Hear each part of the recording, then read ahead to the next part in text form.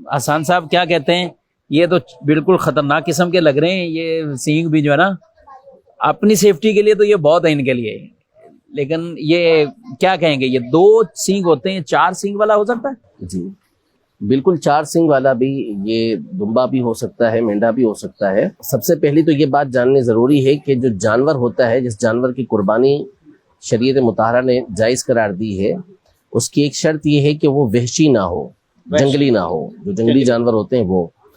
लेकिन ये ज़रूरी नहीं है कि जो हलाल जानवर हो उसकी कुर्बानी भी ये जायज़ होगी। अच्छा, यानी जानवर की कुर्बानी चूँकि शरीयत की तरफ से मुकर्रर है, तो फिर उसके लिए ज़रूरी है कि वो जानवर वो हो कि जो वहशी ना हो, यानी जंगली जानवर ना हो।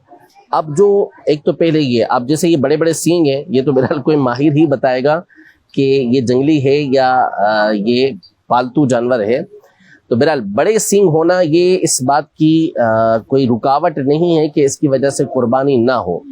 सींग के हवाले से बुनियाद ये है कि सींग का ना होना या होना ये कुर्बानी से ताल्लुक नहीं रखता। अच्छा, 1 से ज़ायद होना, जी वही, 1 से जायद हो, 2 हो, 4 हो, 5 हो, 10 हो, उससे कोई फर्क नहीं पड़ता। सिर्फ कब फर्क पड़ता है सींग से कुर्बानी पर, कि जब किसी जानवर के सींग है, जैसे बड़े बड़े सींग है मिसाल के तौर पर, ये छोटे ही सींग है, तो बाज़ औक़ात इनके सींग जो है वो जड़ से उखाड़ लेते हैं। अब ये अलग मैटर है कि उसका जड़ से उखाड़ना जिस अंदाज में होता है वो एक अलग बात है, लेकिन अगर किसी जानवर के सींग को जड़ से उखाड़ लिया गया और अब उसका जख्म जो है वो भरा नहीं है, तो इससे पहले ऐसे जानवर की कुर्बानी ये नाजायज हो जाती है। ये एक ऐसा ऐब है कि जिसकी वजह से कुर्बानी नहीं हो सकती। हाँ जी, लेकिन अगर उसका जख्म मिसाल के तौर पे भर गया या सींग काटे ही इतने कि जो जड़ से नहीं कटे हुए, तो फिर इस सूरत में उसकी कुर्बानी ये हो जाएगी।